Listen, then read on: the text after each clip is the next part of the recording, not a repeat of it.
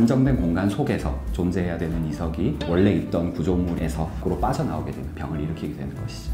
아주 극심하게 세상이 빙빙빙빙 도는 듯한 그런 형태의 어지럼증이 제일 흔하게 생기게 되고요. 이석 치환술을 통해서 이석을 다시 원래 있던 위치로 돌려놓아서 돌아다니는 이석을 사라지게 하는 게 근본적인 치료라고 할 수 있습니다.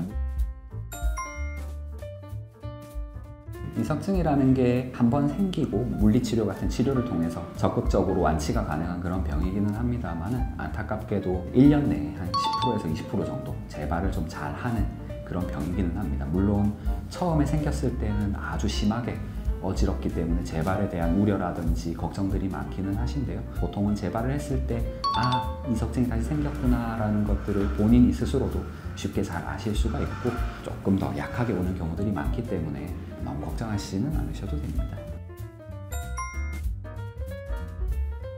이석증을 잘 생기게 하는 요인들 중에 특정 자세로 오랫동안 누워 있는다든지 아니면 머리를 흔드는 것들이 있을 수가 있습니다. 그래서 반대로 얘기하면 특정 자세로 오래 누워 있지 않도록 몸을 뒤척여 주거나 반대로 돌아 눕거나 이런 것들이 일부 좀 도움이 될 수가 있고요. 이제 비타민 D가 좀 부족하신 분들이 잘 생긴다든지 아니면 나이가 들면서 골다공증 같은 것들이 좀 있는 분들이 잘 생긴다든지 하는 그런 통계들이 있기 때문에 비타민 D를 보충을 한다든지 골다공증 치료를 한다든지 함으로 인해서 이석증을 좀 예방을 할 수가 있는 거죠. 특별한 원인이 없이 돌발적으로 생기는 경우들이 많아서 환자분이 뭘 잘못했다고 병이 생기고 뭘 잘해서 안 생기고는 좀 힘들기는 합니다.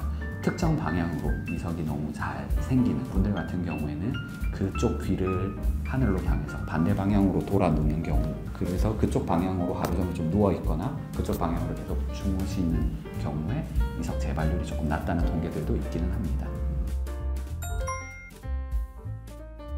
물리치료가 되지 않는 난치성의 이석증들도 간혹 만나기는 합니다. 그런 경우에는 같은 물리치료를 반복을 한다든지 아니면 다른 형태의 방법을 이용을 해서 일반적이지 않은 방식으로 물리치료를 하기도 하고요. 너무너무 심해서 일상생활에 문제가 되는 경우에는 아주 드물지만 수술적인 치료를 하기도 하는데요. 엄밀히 말해서는 그런 수술적인 치료라는 게 귀에 있는 이석을 세세하게 빼내고 그걸 다시 원래 위치로 집어넣을 수는 없기 때문에 이석이 돌아다니는 세방고리관을 수술적으로 막는다든지 제거하는, 그래서 우리 몸의 균형을 잘 잡도록 하는 게 아니라 우리 몸의 균형 잡는 기관 자체를 일부 폐쇄하고 없애는 식으로 수술이 이루어집니다. 일상생활이 불가능할 정도가 아니라고 하면 일반적으로는 수술을 권유를 드리지는 않고요. 환자분들 중엔 재발에 대한 불안감, 걱정감 이런 것들이 심하신 분들 같은 경우에는 가벼운 항우울제라든지 그런 신경적인 약물 같은 것들도 크게 도움이 될 수 있습니다. 약을 먹어서 균형 감각이 회복되는 그런 게 아니라 균형 감각을 덜 느끼게 해서 어지럼증을 좀 덜 하게 만드는 방식이라고 생각하시면 되고요. 흔하게 쓰는 멀미약 같은 경우에는 너무 장기간 장복한다고 해서 병이 낫거나 문제가 해결되는 건 아니기 때문에 최소한도로 사용하시는 게 낫고요. 오히려 약을 너무 오래 장기간 복용함으로 인해서 몸이 좀 둔해진다든지 넘어지려고 할 때 잘 버텨내지 못함으로 생기는 문제들도 있을 수가 있어서 환자분이 어지럽다고만 해서 무작정 약들을 몇 년씩 장기간 복용하는 것들을 권유하고 있지는 않습니다. 약을 통해서 어지럼증을 덜 느끼게 하는 것도 중요하지만 어지럼증을 느끼면서 반대로 우리 몸의 균형 잡는 기관들을 재활을 시키는 방법들도 중요합니다.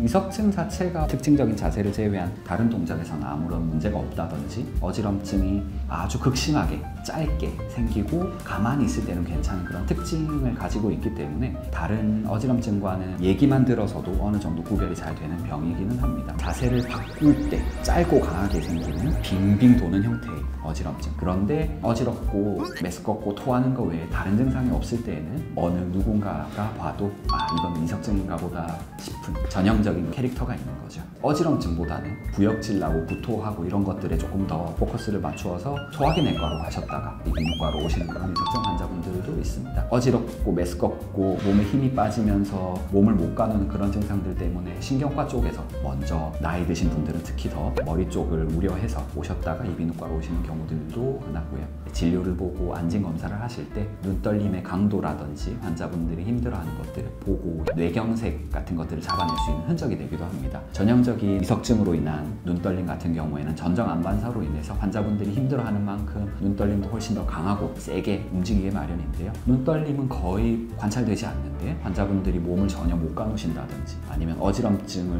아주 극심하게 호소하시는 경우에는 귀 말고 다른 데 문제가 있어서 어지러운 건 아닌가 하는 다른 이유를 찾게 되는 증거가 되기도 합니다.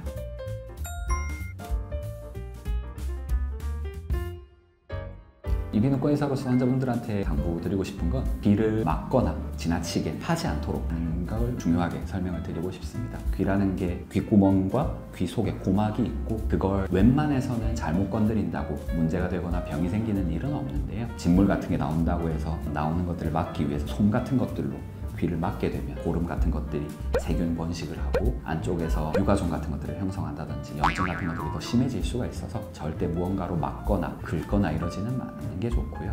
너무 불편하면 진료를 통해서 들여다본다든지 만약에 수영을 하거나 목욕탕을 갔을 때 귀에 물이 너무 많이 들어갔다 면봉 같은 걸 깊게 넣어서 닦아낸다기보다는 탈탈탈 털어낸다든지 아니면 헤어드라이 같은 걸로 말려준다든지 그런 손상이 갈 수 없는 방법을 통해서 해결을 하시는 게 조금 더 도움이 되고요. 많은 분들이 어지럼증이 있을 때 그냥 움직이지 않고 쉬면서 자연적으로 좋아지기를 기대하시는 분들이 많은데요. 가벼운 어지럼증이라면 상관이 없지만 어지럼증 자체가 일상생활을 하기 힘들 정도로 지장을 준다든지 점점 더 심해지고 악화되는 양상일 경우에는 최대한 빨리 병원을 오시는 게 좋습니다. 이석증 같은 귀의 양성 질환들 같은 경우에도 방치를 하면 난치성으로 가거나 회복이 잘 안 돼 그럴 가능성이 있을 뿐만 아니라 여러 가지 어지럼증들 중에서는 뇌, 척추 쪽 혈관, 혈액순환, 심장 혈관 질환들로 인해서 생기는 다양한 어지럼증 증상들이 있기 때문에 어지럼증들을 가만히 방치하고 경과만 지켜보기보다는 정확한 진단과 검사를 통해서 무슨 병이 있고 어떻게 하면 회복이 될 수 있는지 아니면 어떻게 하면 덜 불편하게 지낼 수 있는지에 대해서 포천 우리 병원에서 신경과 선생님, 심장내과 선생님, 신경외과 선생님들 많은 전문의 선생님들이 환자분들을 위해 대기 중이기 때문에 언제든지 방문해 주시면 친절하고 자세하게 설명드리고 진료하도록 하겠습니다. 감사합니다.